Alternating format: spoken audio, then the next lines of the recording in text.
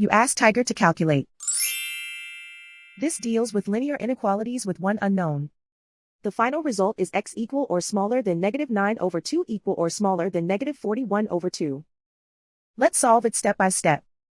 Isolate the x. Divide both sides by -2. Whenever you multiply or divide by a negative, reverse the inequality sign.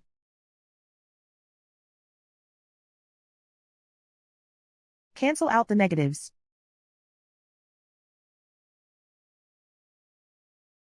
Simplify the fraction.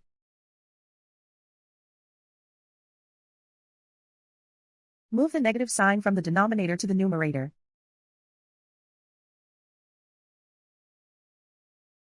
Plot the solution on a coordinate grid. And so the final result is x equal or smaller than -9/2 equal or smaller than -41/2.